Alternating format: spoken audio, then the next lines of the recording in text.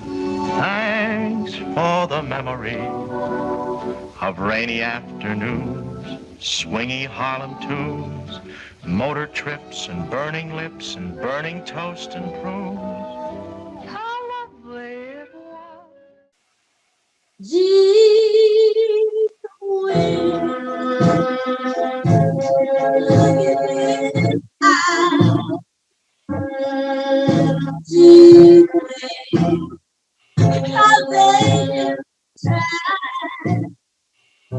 Oh, yes.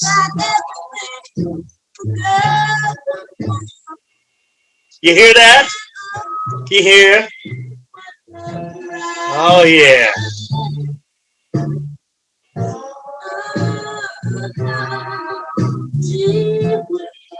Oh, yeah. Carla Thomas. Yes. From Memphis, Tennessee. Rufus Thomas' daughter. How we doing today? Well, I'm doing great. I just went for my walk in the park after I got back from Oakland, so I Great. Great. I couldn't miss it. I had to get my exercise in. There you go. That's why you stayed in shape. Ronald McDowell, doctor. So let's start again. You're from? Pittsburgh, California. Born in Oakland, raised in Pittsburgh. That's right. So what were you doing in Oakland? Being born in Oakland. If you're from Pittsburgh, tell me about that. Well, my mother was out shopping with my grandmother, and she's been in the labor with me. And what happened was it was an emergency. I was coming out. I wanted to kick, boom, bam, came out. You was in a In hurry. Oakland, Okay. in Okay. Oakland of all places. Yeah. All right. So then you was born Oakland, and you came to A week later, Pittsburgh. she brought me Okay. home to Pittsburgh and got Right. my birth certificate here in Pittsburgh. So my birth Okay. certificate says I was born in Pittsburgh, but it's not the truth Yeah. because it was 10 days later before I got my birth certificate. So I said, why am I born on July 3rd? And my birth certificate wasn't signed officially until the 10th. That was 7 days later. Okay. July 3rd, 19. 1999. All right, there you go. I'm 38, so um, We got it, Mr. Benny. We got it. Okay. So anyway, um, you're an artist. yes. Okay. You're a lot of things, man. You're just very talented, beautiful, wonderful person. But let's talk about your art and how you got Sure. started. I got started at 11 months old. My mother said she didn't know I was so frisky and annoyed because I would watch my brothers and my two older brothers, Rudy and Lonnie. And my father's name is Monroe Jackson McDowell.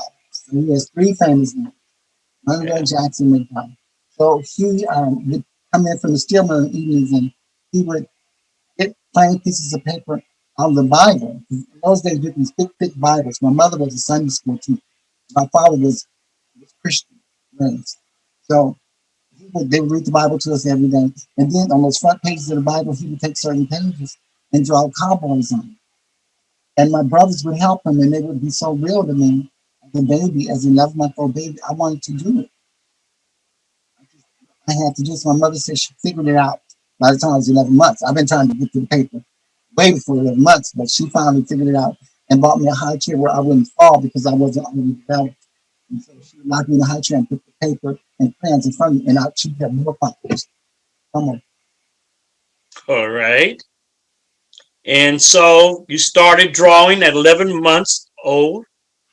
And then from there, Kindergarten. kindergarten. Okay. The teacher asked us to draw Miss Briggs, Frances Briggs. You might have known her. She lived in over off of Leland for many years before she passed. She was an African American teacher with very long braids. She braided her hair on a ball, and I just fell in love with her at 5.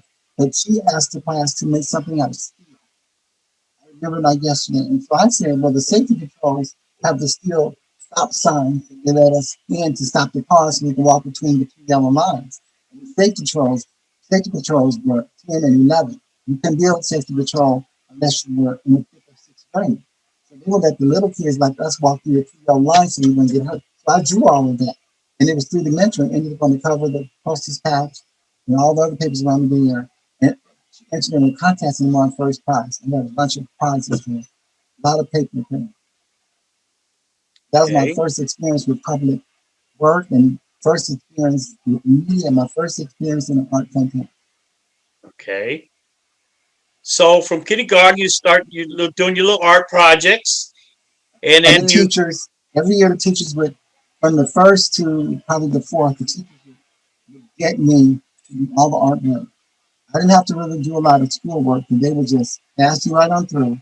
I got in the fourth grade to another black teacher, which was Miss White, and Miss Arms and Miss Biscuit. My first and third grade teacher was Miss Arms, and she still living. She gave me all these pictures of me in the newspaper when I should go over to art projects and in the third grade, and she saved all of it.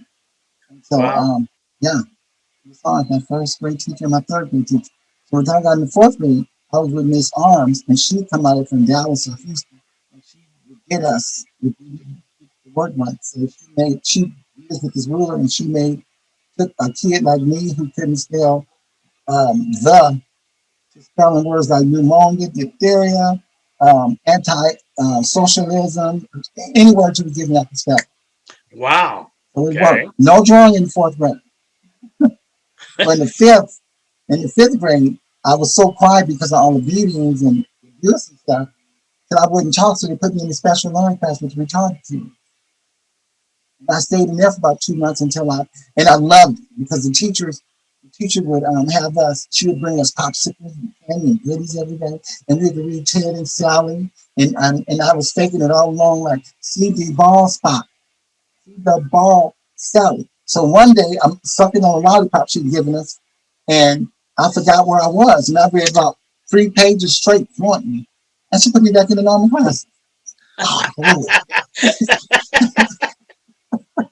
That's funny. Okay. absolutely. So then you So, move up, then to high school. You continued the drawing.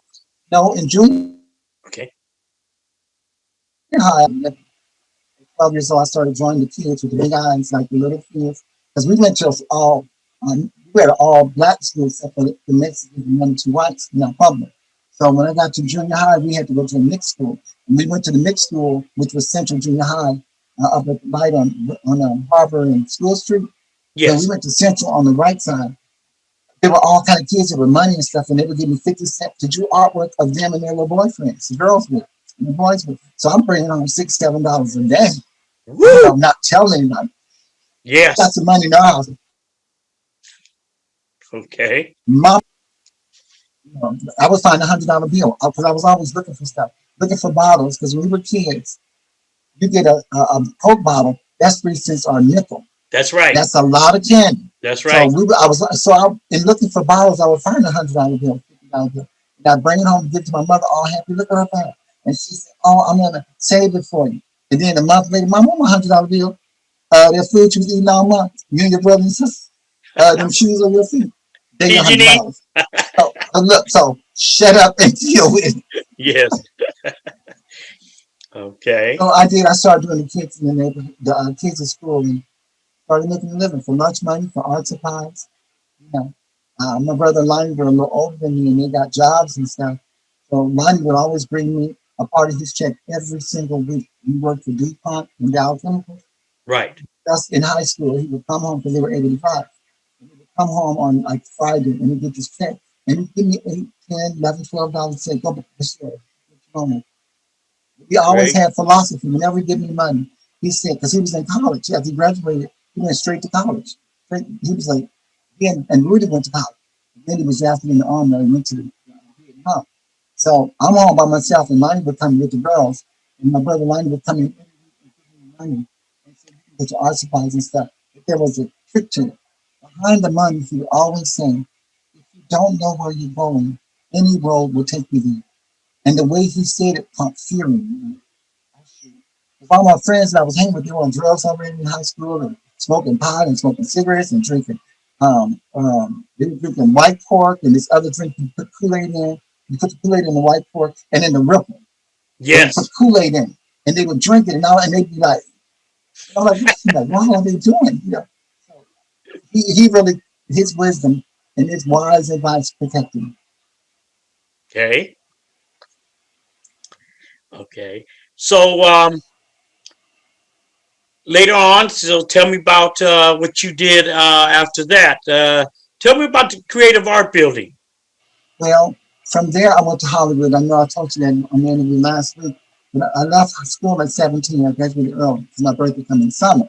So I went straight to Hollywood and became friends with the stars like Michael Jackson, Marvin Gaye, Stevie Wonder, Billy D. Williams, Diana Ross. Her baby brother is my best friend. And that's how I found out where she lived because she's beautiful body. It was just, I had a wonderful life. Then 20 years later, I come into the Creative Arts Building, Okay, yeah, and that's they they started.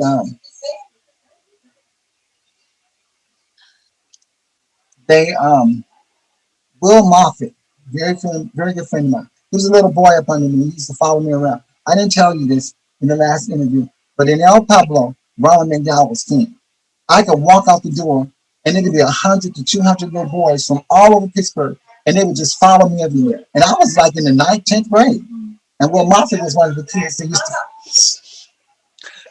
And Will Moffat was one of the kids that used to follow me. And when he got older, he never forgot the artwork that I would do for all the kids. And he said, they're building a new creative. They got some money to renovate the creative arts building. I mean, you can look into it and see maybe you can do some artwork. I said, okay. So I came with the idea to do the freeze, which is underneath the scene, which you probably seen. And they gave me 6 months to a year to do it. And I finished it in 2 months.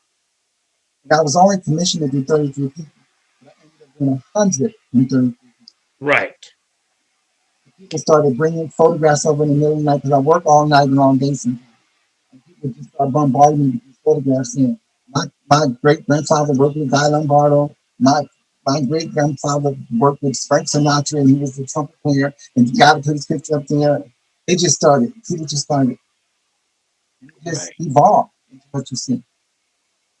Yeah, you started with Rosie Gaines, And my local. She next was door, local from here, from Rosie was my Pittsburgh. neighbor. She lived right directly across the street from us. As a little girl, I would watch her playing and learning, banging on this little play piano, and it evolved into a real piano and a guitar and all the other instruments. Rosie was a child protege, and I love her, and I love her music. And I mean, the city of Pittsburgh should really appreciate the talent that they have. And Rosie is one of the ones. Over in Europe, she's big time. If you look at YouTube, she got millions of viewers from Europe that's following her work. Over there in Holland and different countries overseas. Love Rosie. She was one of the biggest stars on Top of the Pops back in the 80s. Remember the 90s? Top of the Yes, Pops. That was like our Soul Train, our American bandstand. But Rosie was one of their divas, their superstars. okay, well, I think um, that's it for now. Okay, I have the book. I was going to share Oh, with you the history book that I'm in. oh, It just came in. Can you see wow. it? I got to get that. Can you see it clear? Yeah. Future, I'm sorry. Read, tell, what it say? It says the future emerges from the past. And then lift it up on the, Alabama, yeah, African American history and culture makers. And the reason why I'm doing the mural that I'm about to do now with the Pittsburgh Youth, the ADCino Pittsburgh Youth Development Center, is because I want to leave a legacy of art on the outside of the building, which is over 120 feet long and 15 feet wide. Because this kind of stuff, when you see these history books, they say that I'm from Alabama. I'm a history maker from. In this book, you'll see Lionel Richie, Rosa Parks, right, Martin Luther King, all the people from Alabama, and Dr. Ronald Scott McDowell in this book. So wow, I want people to know that I'm from Pittsburgh, Bobby. That's not asking too much because when you go, I was saying in the last interview, if you go um, to Holland, you see Vincent Van Gogh's work in his hometown. If you go right, over to France, you're going to see, or Spain, you're going to see Pablo Picasso's work everywhere. If you go right, over to the Vatican or to Rome, you're going to see Michelangelo, Da Vinci, Donatelli, right, Raphael, all these other artists that were from here. There's not enough here in Pittsburgh, other than the private homes of my work. Not enough public work. And that's the right, reason why I'm just praying and believing that this project that I'm getting ready to embark on in April will be a huge success and people will appreciate it. right. Before we go to commercial break, before we do that, we're going to tell everybody, ladies and gentlemen, boys and girls, everybody who's watching this interview, this is Ronald McDowell, doctor. He's from Pittsburgh, California, where we're doing this interview right now by way of Zoom. Okay, I'm Bobby Gold. I have this honor. It's not only an honor, it's a great pleasure to be interviewing him here today. And you can see all of his work. Find out about this man. If you've never seen him before, never had the opportunity to meet him, you can see him you can Google him, right? Yahoo. Dr. Ronald S. McDowell. Ronald Scott McDowell. That's right. And you can see him on YouTube. You can see him on this interview on Bobby Gold Star and Productions. Yeah. And you can see him. I mean, you're going to be amazed of his artwork. So I'm going to let it go at that. And we're going to finish this interview after this commercial brought to you by Casa Sanchez products. And have you ever tried any of their chips or salsa or guacamole? I don't eat a lot of spicy food, but you know, Bobby, you didn't ask me about when I was a teenager. I used to work for Bernice Rincon. Bernice Rincon is in this Mexican or Spanish folklore, like Rosa Parks is to us now, but she quit her job in the late 60s, early 70s when I was still in school, and she had me do a lot of work for the La Raza. I did a lot of work for Cesar Chavez. She quit her job and went directly to work for Cesar Chavez. Really?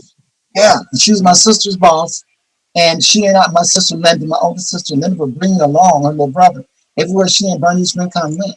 I was able to go to the meeting. See, that's going to be our next interview. We're going to talk about civil rights. We're going to talk about the Mexican farm worker movement.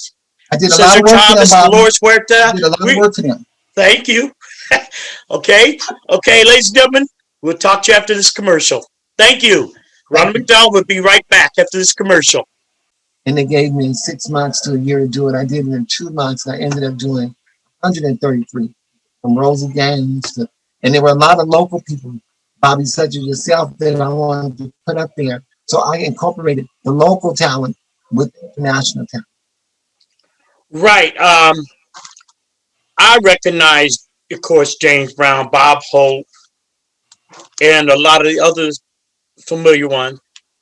And then who are these other people? Oh, those are local. Those are Pittsburgh people. I've only been out here 5 years. Okay. So I was like, wow.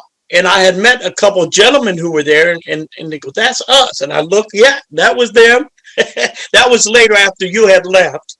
I had the opportunity to pass you your brushes and help you out a little bit. I was honored. And it was amazing.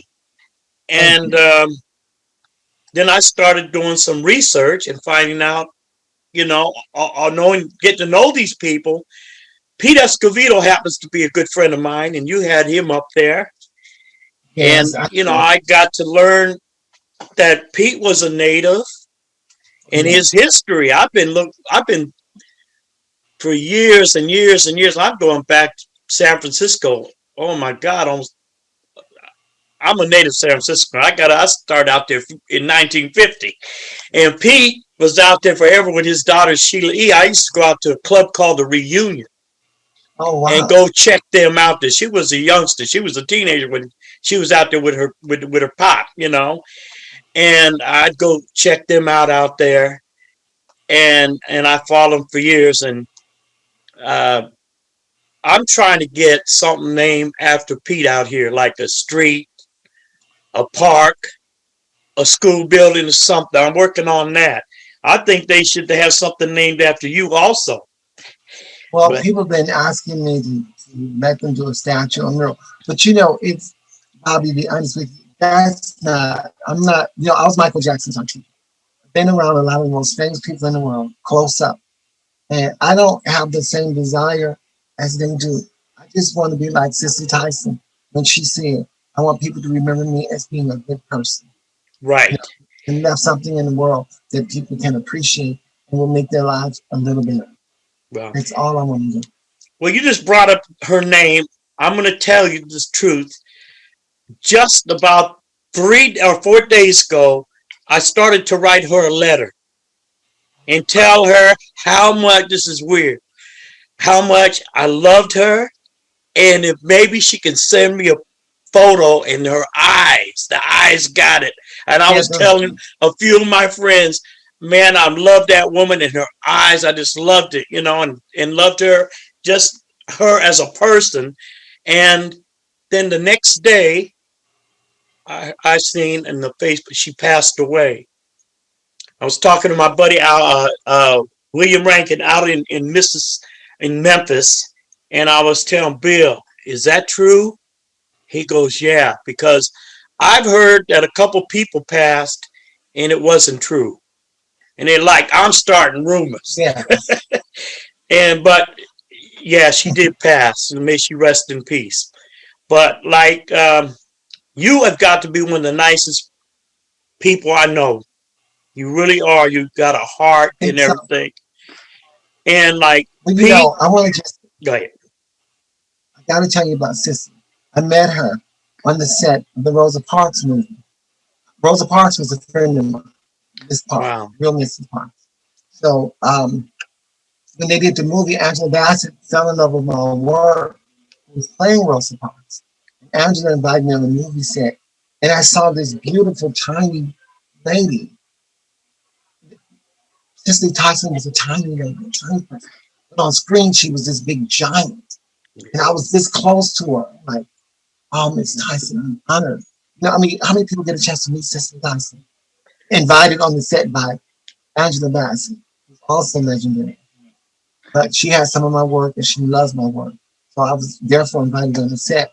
But meeting those people, it's like the legends that we meet in our life, like Marvin Gaye, Michael Jackson, Stevie Wonder, Mr. Barry Gordy himself, who I spent every year I go to the Motown Hello Awards and I'm sitting next to a table, a couple tables over, I'm taking pictures with him. Mary Wilson is my girl. Mary and I know each other personally. Martha Reeves is my best friend. Bobby, when I was a kid, just 30 years, 40 years ago, had I known that I would be friends with Gladys Knight and know Dennis Edwards up close to the Temptations, he calls my name. We had the same, we call each other on the phone. I mean, I had no idea that my being in Motown at 17, leaving high school, and going to the Motown building on, I think it was 62 or 64 Sunset Boulevard, when Barry moved his operation out here to the West Coast. I was still in junior high school, So when I left high school, Billy Wayne, who I don't want to leave out of the conversation, William Lee, Pittsburgh, brought me to, as his younger brother married my younger sister, and they had a family there. And Billy came up, mother would never let me out of the house, let alone out of the city. Billy asked her, "Can I take your son? Is so talented. I need to take him to Motown. I'm Marvin Gaye's chauffeur and valet and assistant." Mama liked the older guy, and she let me get on the plane with me. Just okay, I trust you. So when I went to Motown in the 10th grade, I knew what they were. So when I graduated and got out of high school, I was free to do what I wanted to do. So when I graduated at 17, so I went straight to Hollywood, Motown, started working for, I met Joe Jackson through Debo, Louis Armstrong's nephew who looked just like him. And Joe Jackson and Debo were best of friends. And I'm on the street of Sunset Boulevard, just leaving the Motown building. Barry Gordy and his sister who helped them found Motown, Gwen Fuqua, who's married to the legendary Harvey Fuqua. Yes. Marvin Gaye backed up in the group called Harvey and the Moonglows when they did the Ten Commandments of Love. Yes. That's so my music. I knew all these people, Bobby. I knew all these people. Norman Whitfield, who wrote all the Temptation hits when David left. Norman and I were like this. Wow. I knew Norman. I knew Playback Mary. I knew Very Strong, who sung Money. Now I'm good friends with Jamie Bradford, who founded the Hell Awards, the Motown's Heroes and Legends Award. She and I are really good friends. She's in Beverly Hills. I'm still friends with Iris Gordon, who's my first mentor in Motown. She took me under her wings, introduced me to Rick James, Tina Marie, everybody. But she brought the barge on, she brought high energy, Rick James, Tina Marie, and I was there in her office. But she was over product evaluation. Before Motown released the song, Iris would have to evaluate it to make sure that all the mix in the credits. So she was over arts and entertainment. So she made sure the songs were out, the acts were right. So she was responsible from the 80s up until, Motown changed hands. But Iris and I are still real close. We talk all the time. My daughter Carla Bristol, who's the daughter of Johnny Bristol, who wrote "Someday We'll Be Together," and he wrote "Hang On in There, Baby," "Hang On in There, Darling," and a lot of other hits that he sang and slash produced a lot of Motown people. Willie Hutch, I don't know if you heard him. Brothers Gonna Work It Yeah. Out. Willie was just my oldest brother Rudy's age. He was only like 4.5, 5 years older than me. And Willie took me in his wing like I was his little brother, literally. So I'm running around Motown and getting a chance to know Billy D. Williams up close, Dinah Ross, Mary Wilson. I was at her house off Mulholland Drive, way up in the hills back in 73, 74, 75. I'm telling people Michael Jackson's art teacher. Nobody believes me because I have no proof. And I'm this little skinny, whoopy kid around Pittsburgh drawing murals on college walls and city gyms and the boys club. So nobody believed me until Michael called me to do Thrill. Michael Jackson called my mother and said, I have a new album coming out called Thrill. I need Ron to do the cover. And my nephew said, Mama, that's really Michael Jackson. Quit hanging up in his face. Michael said, your mom hung up on me about 5 times. I said, Michael, she thought you was one of those little kids. Because you got to remember, Bobby, back in the 70s and the 80s, I was the most famous person in Pittsburgh. So all the kids knew me. Every one of the kids knew me. So Wow. my mama thought Michael was one of the kids looking to get some artwork. I would draw pictures of Michael or Farrah Fawcett or $6 Million Man or Batman or Superman. I'll just draw it for them in front of their faces and they would just go crazy. I go to every school in Pittsburgh. Wow. All 10, 15,000 of them. That's when you start having friends, huh? Yeah. Everybody want to be your friend, huh? Yeah. I know how that is. I didn't have any friends hardly coming up. Yeah. No friends. And you should hear people now about, we're at the age of grandparents now in their 60s. And people will stop me at the gas station and say, tell my granddaughter here, I really know you. She don't believe I know you. And this little teenage girl sitting there going, how could my grandfather possibly know somebody as famous as you, Dr. McDowell? And I'm looking at like, I actually went to school with your father. I went to school with your mother. It's true. Wow. Yeah, that's quite interesting.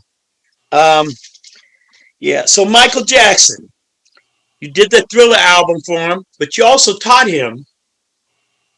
You taught him to do art. I taught Michael for over Tell 12 us about years that. now. Well, Michael's father, Joe, had hired me as his artist. Through Debo, Louis Armstrong's nephew, who introduced us. He took me up to Joe's office, called me a little boy, because I look like a little boy. 17, going on 18, and I probably looked like I was about 15. I was real skinny, I was about 115 pounds. I had this big black case with all my artwork in it. My big portfolio, I came everywhere I went, there was my life inside there. All the artwork I've done in my life was in this case. It was about 100 pictures in it. I'd done it all pastel. So I showed him to Joe, and Joe liked it. So he hired me, and then I was at the studio delivering a painting I did of Frank Wilson, who wrote Love Child and Keep on Trucking for Eddie Kennedy. He wrote hundreds of songs. Frank and I got pretty close. And Frank Wilson said, I called and said, Frank, I have Franco Jr.'s portrait finished. He bring it over to, here's the address. He gave me the address, wrote it down. I went to Mo West Studios off of Romaine Avenue in North Hollywood. Right. And this particular afternoon, I see Joe in the back in a recording booth, outside a recording booth, sitting on a stool. And he said, Ron, my artist, come here, my boys are here. I stopped in my tracks like, Jacksons are in the studio recording up close. I'm in the same building, and I'm not in the audience in the nosebleed section watching the Jackson 5 at the Cow Palace or the Oakland Coliseum. But I'm right here. Well, when they walk out, I could see. We see the excitement in your face. Go ahead.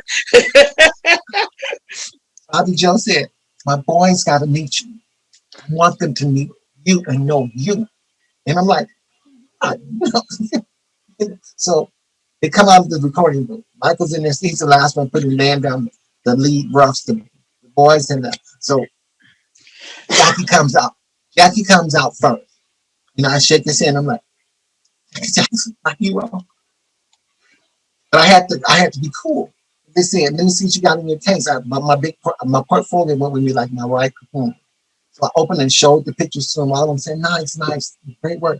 We saw you on TV. I've been winning art contests around the city of Hollywood. And they saw me on TV. So they said, we saw your work. And so all the boys came out, all the brothers, Jackie, Tito, Jermaine, Marlon, and then here comes Mike. And Michael said, "You get this artwork. We thought you were." He was drinking an orange crush, a grape crush soda. And he, by the time he's looking at all my artwork, and he's amazed because he wants to be an artist. He loves art. So he wastes soda, orange crush soda, which stains everything at that time. It's a strip, a great strip between my Flip Wilson picture, him and Geraldine. Right in the middle of Flip Wilson and Geraldine, he wasted. He goes, "Oh, I'm so sorry. I'm so sorry." And he looked at that, and I'm looking at Michael that I've been seeing on TV and everywhere. And I'm like, he didn't know it, but I was in shock to meet this. He had gotten taller and skinnier. He was a teenager right now. I'm like,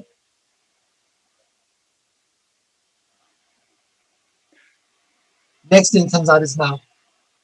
He's so nervous in front of me, he's trembling. Like I'm doing him in my head, but not physically. He's actually going, "I never thought I'd meet you. We thought you were, I thought you were, because we saw you work at Motown with Barry and Diana, and we all thought you were a 53-year-old white woman. We didn't know you were black doing this kind of work." I said, "No, Mike, I'm still a teenager." Anyway, he said, "I want you to be my art teacher." I was like, no, I can't be your art teacher. You're Michael Jackson. I'm nobody. So he's like, "No, I want you to be my personal art teacher." I said, "Michael, we're just kids. I can't even come over your house without your parents. You got to get permission from them." So I gave him he said, "But can I at least have your phone number?" Give him my phone. He calls me every day until I broke down.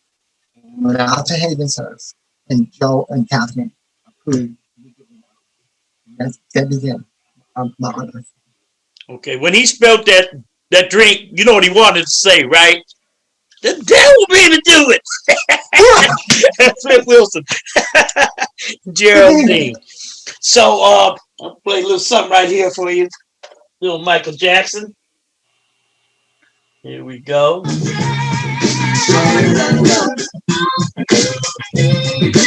Let's do it.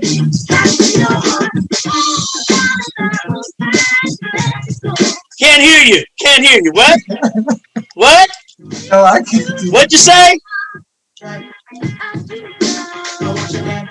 like that move. Those moves. I see you dance. Let me hear you sing. I can't. My voice goes. Oh man, you got such a beautiful voice, man. It was last time we talked, but it's only day because I've been. You know, you can sing. You're a good-looking brother. You could have been a singer. Well, you know, Catherine, I see her sometimes when the opportunity presents itself, and she says I'm the only thing that still reminds her of Michael and them when they were young and the family was happy. Uh-huh. You didn't change. She called me Ron. She and Michael always called me Ron. And whenever I would go to the house, Janet would open the door on the toilet. They would act as if somebody important was at the door. Now we come and give Michael lessons. "Ron's here. Mother, tell Michael Ron's here. Ron's here." And I'm like, "Dr. Jackson, ain't nobody." Well, I just had the opportunity to interview Sydney Wayne Davis. Did you ever meet her? No. Sydney sang with the Fifth Dimension, sang with Marvin Gaye. She babysat for Marvin Gaye for a minute for his daughter. And Sydney looked a lot like Janet. Okay. Oh, really? Yeah, and even Janet told her, "You're my twin." And the brothers thought she was Janet when they made that Pepsi Cola commercial. She was there. And they were like, "Oh, we thought you was Janet." And so did George. Made that mistake. But yeah, you can check her out on the YouTube interview I did of her. It's amazing. But I know who she is. I remember because our friend George introduced me to her. I talked to her on the phone a couple of times. George introduced us. George Livingston. And he sent me a link, and I saw she's very beautiful. Yeah, she is. Yeah. Yeah, she's great. So that was about Pittsburgh, your time in Hollywood with the Jacksons. Let's talk about Alabama. Tell me about Alabama. I went to Alabama on a visit in 1986 on my birthday. I didn't plan to go. The people that I had taken up with as my surrogate family We're going, they said, we're leaving right now. If you don't get in this van with us, we're going to leave. And I said, I don't have any clothes or nothing packed or anything. So I left with what I had on my back, went to Alabama, and I ran into the mayor, Johnny Ford, very famous, first African-American mayor in the South ever. I ran into him and I started drawing for him. What year was that? I'm sorry. What year? 1986. 86. July 86. Okay. And we got to Alabama on my birthday, July 3rd, 1986. And I went to Tuskegee, and the people there loved my work. They filmed me for a TV special the day I got there. It was real hot, humid. I had a whole bunch of hair at the time on my head, like out here. And because of that weather, my hair would hang on my shoulders, but when I got there, it was like a big pump. And so the kids loved what I was doing. Kids loved what I was doing. They thought I was Michael Jackson. I walked in. Never seen anybody look like me and draw like me. So it was a big mob scene. And I said, you know, these people here in Alabama really appreciate my work. So, Bobby, that's the reason why I went back. Then I became the artist, the official artist for the State of Alabama Music Hall of Fame, where I painted almost 60 life-size portraits, some of the most famous people on the planet, from Hank Williams to Nat King Cole, Dinah Washington, the Commodores, the Temptations, Martha Reeves. I can go on and on and on and on. Tammy Wynette. And, you know, Tammy Wynette was like the queen of country western music at the time. Even Tammy and I got to be queen. I think I've seen Hank Williams. Right. I think everybody. What? Tell me, is that everybody who performed there? No, it's everybody who was born or raised in Alabama. Oh, is that what it was? Yeah. Percy Sledge.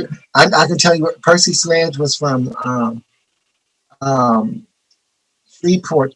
He was born and raised in Shreveport, Louisiana, but he recorded and made all of his songs in Muscle Shoals. Muscle Shoals, music sound. George Harrison of the Beatles. Aretha Franklin got her start there. All of her biggest hits are from Muscle Shoals. Billy Jackson, Wilson Pickett. All these people performed or recorded their music out of Muscle Shoals, Alabama. That was the Memphis, the Memphis sound, and the Philly sound came on the back of the Muscle Shoals sound. Wow. Now, Otis Redding, all of them performed there. There were over 750 musicians who recorded or performed at the Muscle Shoals Sound Studio. And Elvis Presley's first manager, Sam Phillips, became a great friend of mine. I used to go to Memphis to visit him at his ranch and sit in the big recliner that Elvis sat in. Till the day Elvis died, Sam told me Elvis would come over there and talk because Sam was a father figure to Elvis. I said, I'm sitting in Elvis' chair. He said, Sam Phillips. Oh, yes. Oh, yeah. Memphis, Sun Records. Right. Sun Records, where Elvis his first hit, That's All Right, Mama. And I was there. Sam told me the whole story. Sam thought he had a son named Jared. Jared and their two sons. And they looked just like him. We all became friends. Back in the 80s and 90s, I knew all of them. All the big country and western singers.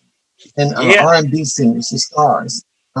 Eddie Floyd, who sung Knock on Wood. Knock on Wood, yes. He was so cool. Wilson Pickett was real cool. Clarence Carter.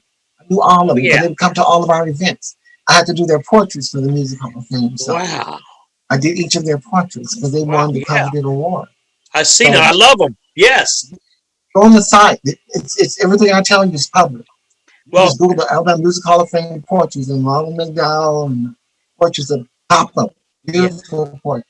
Well, most of those people's names you've been mentioning, I know of, or I've had the opportunity of working around them or with them. Percy Sledge, I mean, I got photos of them. They all died. Percy died a couple of years ago, the same time Benny King died. Percy, there's like three of them died the same time. So within a few couple of months. Months apart. They did. Yeah. They did. Yeah. Well, you know, all of the great legends that we knew, you know, it's one thing about living in this world. There's one thing that my mother always taught us that you live, you're going to die. You all have to live. Yeah. You know, that's a law. That's a law. So when Whitney Houston passed, I was really touched. When Michael passed, I was touched. And I just didn't want to believe it. Prince, too. These people were people that's in our generation, and now they're all gone. Yeah. The world seems so empty without them. Yes. Well, I was really sad when I was down there. We had did a show in Montgomery. That was Martin Luther King weekend. A friend of mine, I don't know if you ever heard of him, but you're going to surely meet him. I'm going to hook you up with him when he comes out. Billy Soul Bonds. Oh, Billy I've is a heard of bad, him. Billy is a bad brother. He's from Chicago originally. Then he's out in Mississippi, and I just talked to him this morning. He's out in he's out in Opera Land. What you call out there in Tennessee? The Grand Ole Opera. Yeah, yeah. I've been there several times. Well, I haven't. I missed In it. Nashville. Nashville. Grand Ole He's in Opera in Nashville Nashville. right now. He got a beautiful country song. He's trying to get some one of them country boys to do it. Wow. And if they don't do it, he's gonna record it, himself. But he just did a beautiful song. It's called "Let Me Breathe." Yeah, it is so bad. The words to it, bro. As soon as we get through, I mean, I don't know if I told you about it before. Check it out. It is so Okay. bad. He did another one about the COVID-19. This brother is bad. He Okay. should have been up there with Al Green and all the rest of them. This brother could sing. And if it wasn't for the COVID-19 kicking in, man, he was going to be on the Jimmy Fallon show. And then he was going to be Wow. on the Today Show. That was all the beginning of 2020. And because of that, no Billy Soul Bond. He didn't make these shows. Wow. And I was bringing him out here to Pittsburgh. And do you remember the Natural Four? Can This Be Real? They had a few Into hits. Yeah. They're from Oakland. Yeah. I was bringing them out here in August, and all that got wiped out. So we're still working on it. I interviewed Wow. them. Chris James, I interviewed him. He wrote a book, Music Saved My Life. And we had all these shows planned for 2020, and we just hoping we could do it 2021. If we I'm all, hoping so too. yeah, so, If we're all still like Ziegler and Ziegler said in their song in the year 2525. yeah, there you go. So now, I apologize interrupting you there. Let's get back to how you say Mysticky? Mysticky, how you say it? No, not Mustogie. Mysticky. Mysticky. How you say We're this? talking about muscle University. shows. Oh, you're talking about Tuskegee. Mysticky. Yes. Not musty, it's Tusk. T like elephant Tuskegee. tusk. No, Tusk like Bobby. It's like the elephant tusk. Tusk. Miss Tuskegee. It's an Indian name. It's a Yes. Creek Indian word. Yes. Back to the university. Yeah. Were you While being in Alabama, during Auburn, I was the first one, the first portrait of Rosa Parks, Right. Capitol, in 19, may have been 99 or 2000. Governor Siegelman commissioned. She was the first African American home in the state capitol where Governor Wallace stood on the doorsteps and wouldn't let any black persons in there. Rosa Right. Parks is hanging there forever, right across from the Confederate president Jefferson Davis. They faced each other Yes. in the Capitol archives, the portraits. And I did another portrait of Congressman Michael Figures. He was the second one. And all this happened while I'm in Tuskegee. The work I did on the Temptations in Birmingham, the statue, Benny King, Bones Studs and Harmony, they all were guests of mine. They all were excited about coming. They didn't make it because Birmingham didn't want any guests. They just wanted to keep it local. Even we talked to Dick Clark's wife. Dick Clark had another engagement then. Natalie Cole. I know Natalie personally. They all want to come to see the unveiling of the statues of Temptations. Martha Reeves came in, the Temptations came. Good. Mary Wilson wanted to come. I mean, because Eddie had a lot of friends. Eddie Kendrick's and the Temptations Memorial Park. Right. And if you look at anything on the Temptations or Eddie Kendrick, you'll see my statues on any of the Temptations, the originals, Otis, Dennis, David, Melvin, Paul, and Eddie.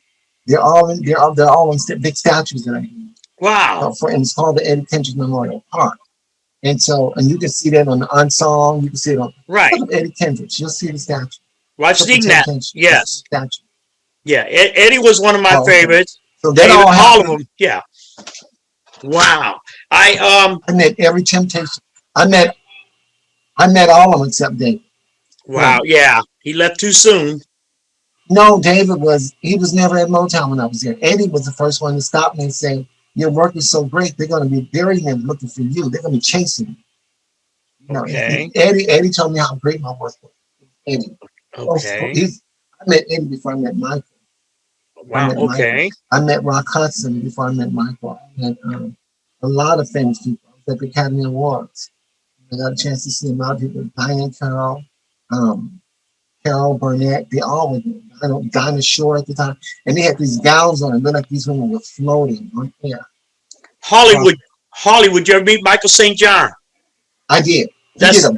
He did it. Michael was so cool. He did an article on me about 4 years ago because I met him through George. Yeah, he also did a story on me. Oh, it was nice. I've been talking to Michael. He's a great guy. Yeah. Well, see, he was in a movie many years ago with Harry Belafonte, Carmen. Yes. Carmen. Harry loves my work. I was just with him about 3 years ago. Harry Belafonte. Yes. He bonded with me. He told me to call him, come to LA and hang out with him. So did John Lewis, the congressman who just came. Yeah. Older people love my work. Yeah. Well, George's dad was the mayor of the city of Richmond. I remember. Many years ago, he wrote a letter for me, a letter of introduction to Mayor Tom Bradley of Los Angeles. And when I went to see him, he was out of town. And I never did get an opportunity to go meet him in his office. But I was promoting, and all the entertainers that I worked with, well, of course, were in Los Angeles at the time. Mary Wells, the Coasters, the Platters, Al Wilson. I go on and on.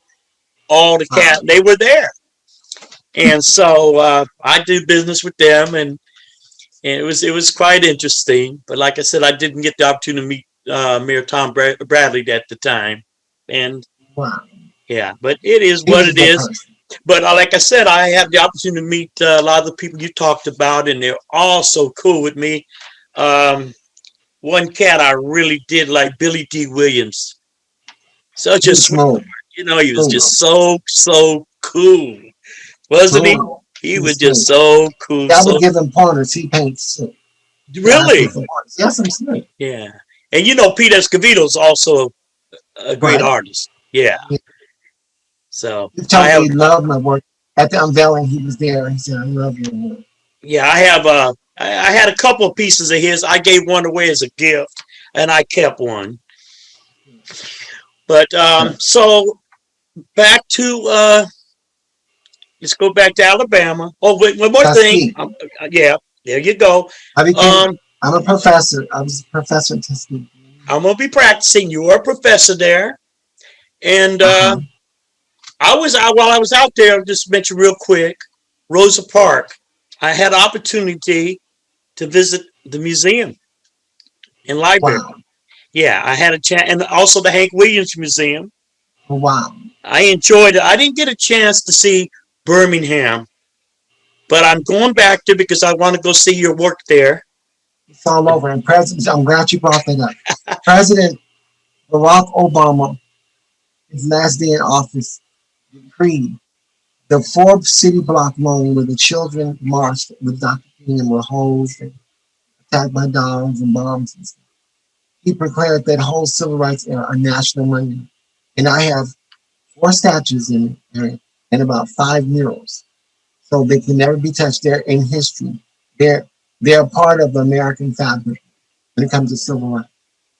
When you look at civil rights stories, my work is always somewhere in because of that civil rights part. It's the Birmingham Civil Rights District. My big famous statue of the foot soldier, the police, and the dog is Cali England Park, right where the kids march with Dr. King.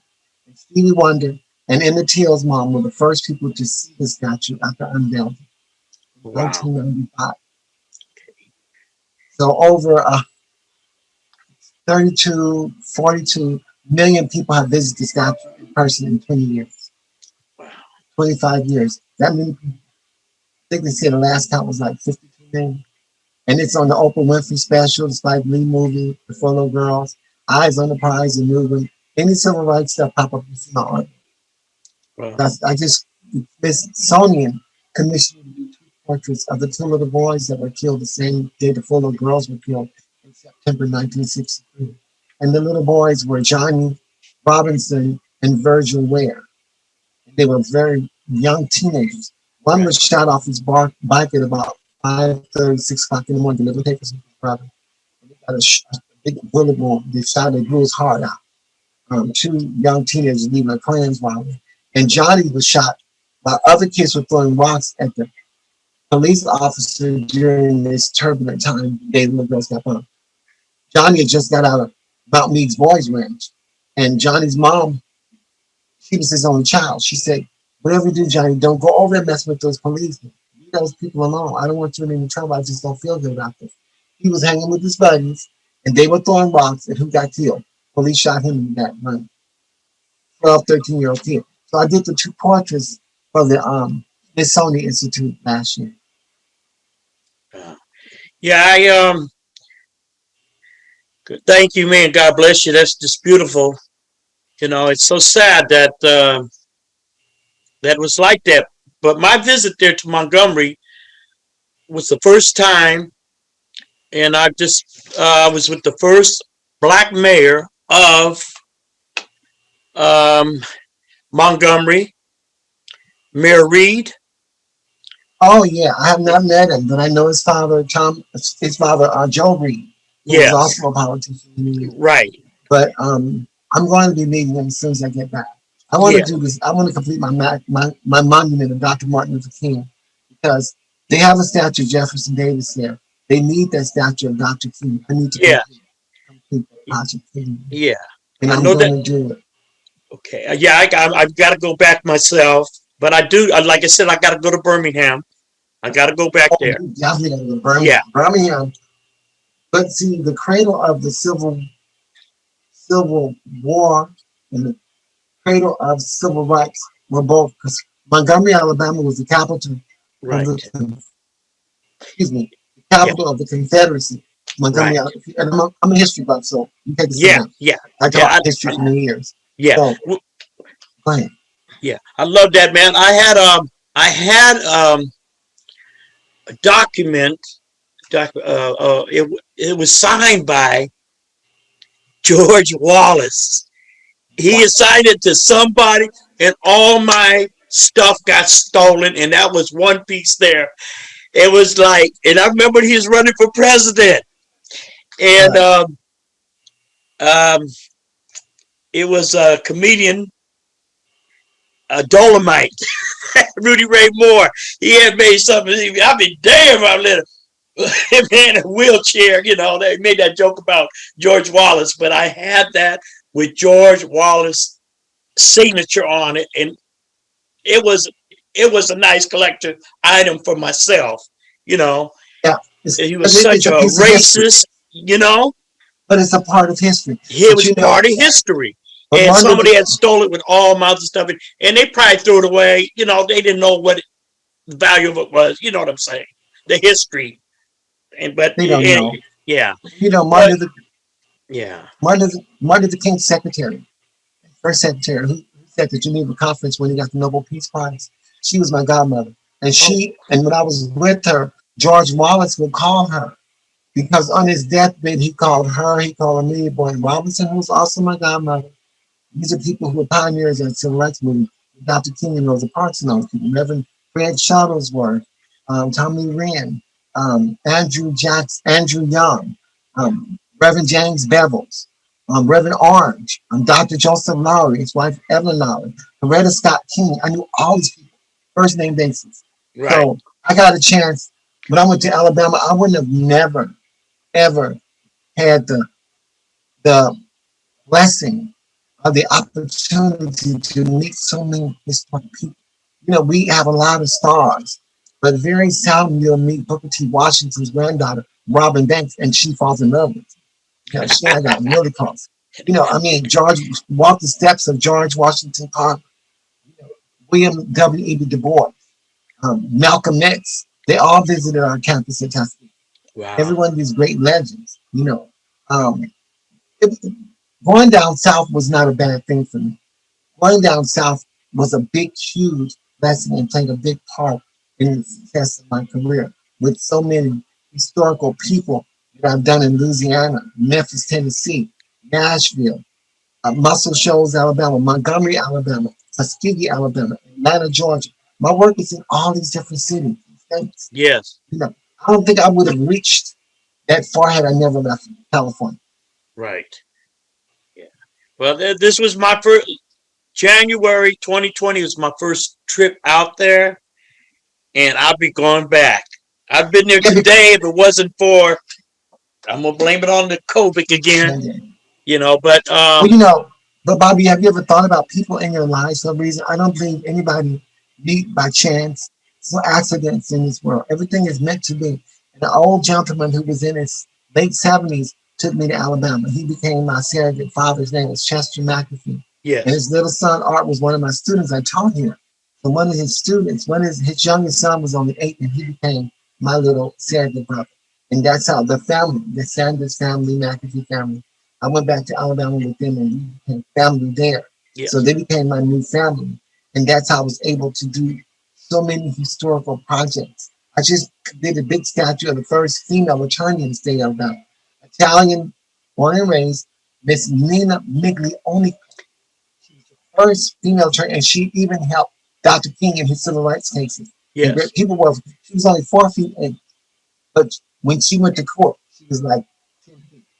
All these big, powerful attorneys, these men, who just shake when they went in the courtroom. They look at Miss Nina, they look at Attorney Nina, and they say, "We lost."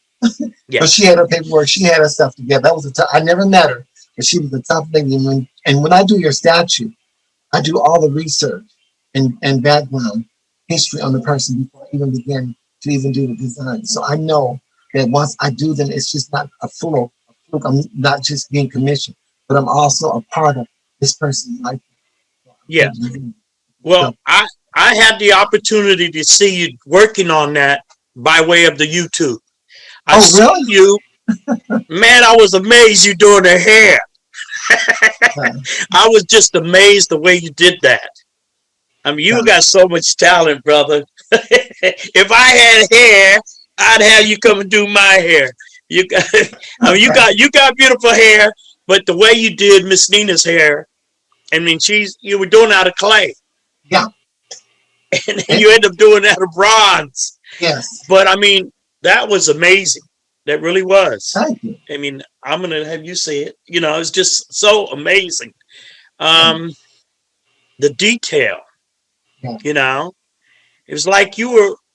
She was sitting on there on a barber chair, and you were taking such fine care of this woman.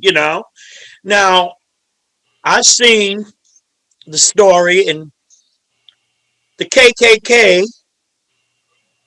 was threatening this woman's life and her family.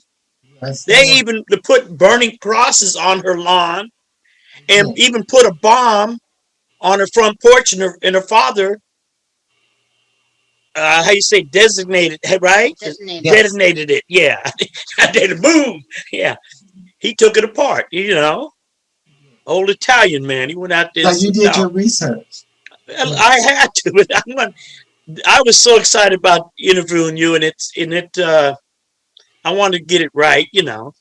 Well, that's good. You have to know who your subject is that you're interviewing. Like, you Yeah. have to know the subject before I even do their portraits. It could be you.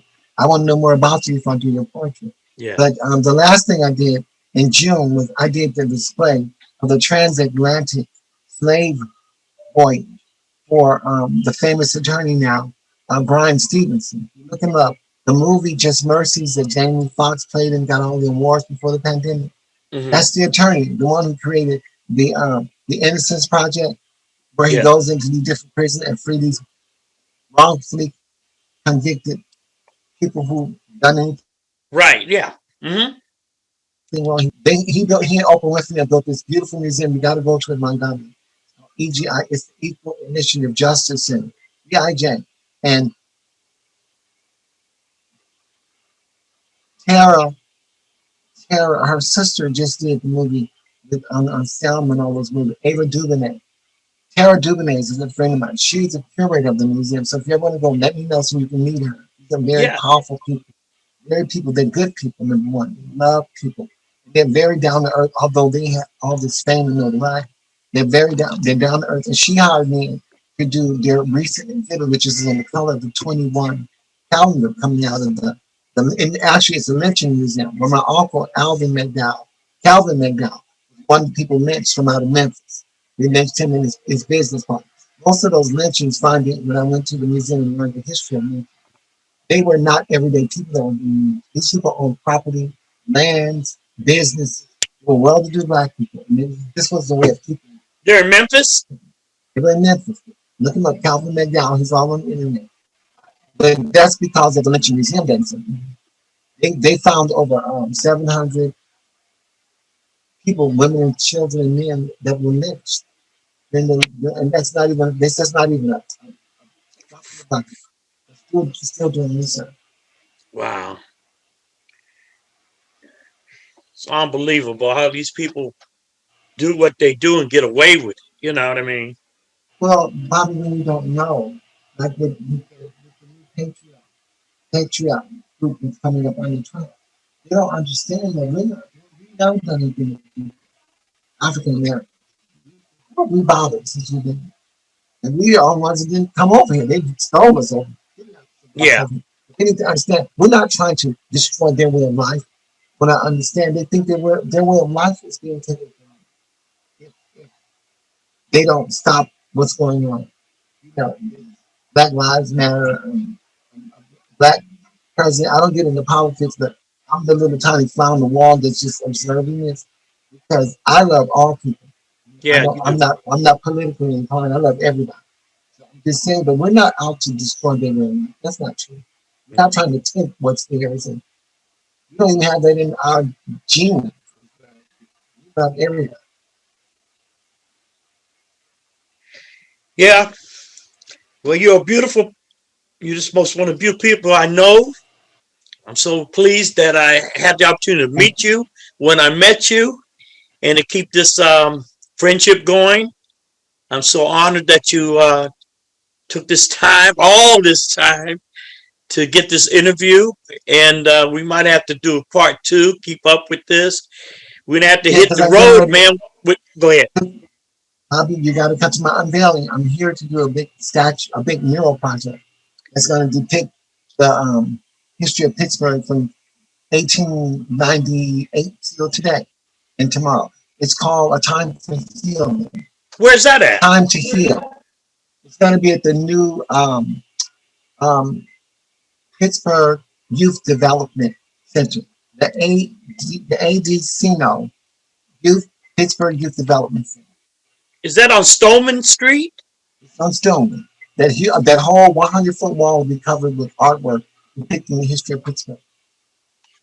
Yeah, that's like a few blocks from me. Yeah, we start in April. You started it in April. No. Start this April. Oh, it's going to be. So Yes. so what, you breaking ground tomorrow or what? I'm a little No, hard of hearing. we should be breaking ground in April. Oh yeah. I was Because, I was supposed to be helping you with that, and yes, this yes, pandemic stopped us. well, they're getting ready to do. They chop down the trees that were in front of it. Right. So it's gonna happen. They had two big palm trees, way Yes. tall, and they were Yeah. blocking the wall, so they had to get rid of them. So they went out 2 weeks ago and got rid of them. And Yeah, I just passed there yesterday. you notice the trees are gone. Yeah. We've been in a series of meetings to make sure that we do what is right to make the city of Pittsburgh look good and people can see. Because the reason why I was so successful in Alabama because Bobby, people like you were my best friends from junior high to high school and college. There wasn't any. I didn't feel the racism that people had to experience in the South. So when I went down there and Governor Guy Hunt, first governor, appointed me in 1987 as the official artist for Music Hall of Fame, people say, "How would you?" The black people didn't understand how I wasn't afraid because I grew up with everybody. Right. Sal Rodriguez was my best friend. He lived up the street from me, right down the street. and Sister Martha Rodriguez, the Mendozas, Mooney. I mean, Yeah, yeah. I had a Japanese friend, Albert. He was my best friend from the 7th to the 12th grade. There was no, Right. I'm sorry, I The missed it. color, no color. It would, I mean, get mad at me if yeah. you want to throw stones, but I missed that. I mean, I just didn't experience it coming up Right. in Pittsburgh. So I was just trying to show the community and thank them in a way because every artist from Picasso to Michelangelo to Da Vinci to John Michel Basquiat to Vincent van Gogh, and I can go on and on. You have to go to their hometowns to see their work. In Right. order to see my work, you have to go all the way to Alabama. And I wasn't born and raised in Alabama. So I want to leave something, a legacy of such great artwork while I'm still young enough and have the talent and the ability and the strength to do 100-foot mural. I want people to come from all over the world one day and say, no, he wasn't born and raised in Alabama. That's where most of his work is. But this artist is from. Right. Well, I tell everybody about you and I tell them about your work at the Creative Art Building. But the problem about that, it's closed. How can they go see your artwork there? They can't. You can only Well, see it in special if you occasions. go to but if you go to Los Medanos College, Yes. there's a huge mural, Los Medanos College. There's a huge mural that I did in 1976. And the big, powerful movie producer, James Cameron, brought his crew down and they filmed my mural for 2 weeks and they created Avatar. So when you see Avatar, Right. you're looking at the mural. And the reason why I didn't get any royalties because I didn't put my copyright on in 1976. Didn't know anything about copyright. You know, the characters, it's crazy. When someone told me I was watching Avatar with a friend of mine, my second cousin Mark, we were in the theater back in 2012, I think, and I said, this looks like something I would create. And got to Pittsburgh, and the little girl said, can you do my Avatar characters in brown with a natural like you did yours? I don't want them blue like on the TV. I didn't do any Avatar. They said, yes, you did. This little girl, 12-year-old girl. Go to Los Angeles College, look at those girls you did with ears and a cat feature. They're on your mirror. And I was like, wow, whoa. Gotcha. Gotcha. And then that they say, James Cameron's people say they're just time up in corporate. Wow. They got the money to do it. So, but you know, that's the angel story with us. We create stuff and other people taking it around with me. Still, yeah. You know, Bobby, God above, we all gonna reap what we sow. This is what Yeah. I want to say to you, young people that's listening, including you and your girlfriend. You may not pay who you owe, but you will reap what you sow. That's what I learned living in Alabama. All right. Isn't that cute? Yes. All right. I want to take this time to thank you so very, very much. And You're welcome. we're going to see each other real soon. And Hopefully, maybe yes. tomorrow. Prayerfully. I'll talk to you in a little bit. You have a blessed day, my brother. God bless you for all that you do, And all Bobby, that you've there's a done. book. I could hear. There's books out, history books. There are history books that they put out this year, and they put me in with Booker T. Washington, Lionel Richie, Rosa Parks, Martin Luther King. I'm in the same history book. It's called Pioneers of the Civil Rights Movement, State of Alabama. When I see you again, the book is on its way to my house, and I wanted to show it to you guys today, but it didn't get here yet. My Okay. agent Karen's put it in the mail about a week ago. I just haven't gotten it yet. Okay. Before we sign off, It's time ladies to and talk. gentlemen, this is My Ronald book will McDowell. be out. Yeah, this is Ronald McDowell. You can check him out on Google him. You check him out on YouTube. You can see here this interview will be on YouTube, and tell them about how they can find the rest of your good stuff. They have to Google. I go to Yahoo or Google anything on the internet and look for Dr. Ronald S. McDowell. And they will go directly to all my sites. They'll just pop up. Even the interview with the famous writer and author Malcolm Gladwell. He did a series of podcasts from New York, from the New York Times and Washington. Okay, well, I can't let you go that quick. You did Prince. You did Bob Marley. You did Marilyn Monroe. You did Oh man, you did everybody. You got Marilyn Monroe. You did so many photos. You did so many pictures of her. I love Marilyn. I like Me her too. because I like Norma Jean Baker because she never forgot that she was Norma Jean Baker. The world saw Marilyn Monroe, but Marilyn, when she looked in the mirror, she saw Norma Jean Baker. Norma Never Jean. forgot her group, and she loved everybody, no matter what color, creed. And Kathy DiMaggio, Joe DiMaggio's first cousin, used to work at Marina School as a janitor. I was a young kid. The kids were mobbing and falling all over school, and Kathy and I got close. And she said this blonde-haired young lady would babysit she and her brother when they lived in Antioch, and Joe would drop her off and go with the boys. They had no idea that their babysitter was Marilyn Monroe. Hey, Tessa. I'm just going to throw something real quick. I used to see Joe DiMaggio at his restaurant once a month in San You said, Francisco on the wharf. Once a month, I used to go and do a little service job behind the bar. And good morning, Mr. Maj. Good morning. You know, he'd be reading his paper, drinking his coffee, and then I'd have him sign the receipt that I serviced. You know, I never asked him for his autograph. I wow, seen him for 3 years, once a month. Never, didn't want to bother him, ask him for an autograph, but I did get him signature, wow, and I never kept it. Never, told my boss, nothing like. So there was a boxing match at the Cow Palace, and I was like, for the promoter, I was his assistant, and I would seat everybody. I was there with Whitman Mayo. Do you remember Grady? wow. Yeah, That was my boy. Fred was the Prince. I love Grady, man. So I had met Red Whitman Mayo, Fox in Vegas. Whitman Mayo. Yeah, Whitman Wow, Mayo. Yeah, I met him great over there, and I met him at the boxing, and I took a picture with him, with Joe DiMaggio that day. So many people. Anyway, um, I those pictures are gone. I don't have them. It's another story. I'll tell you about it later. But anyway, and I I want met to hear it. Red Fox in Vegas, and he gave me a small picture, and I asked him if I can get an 8x10 to put in my restaurant, and he goes, "The number's right there. You call." Well, Yeah. I was going to call him and say, but I just seen the Turtle Revenue taking his rings off his fingers and taking Oh, everything. How can I have the heart to ask him to send me 8x10? I just forgot about it.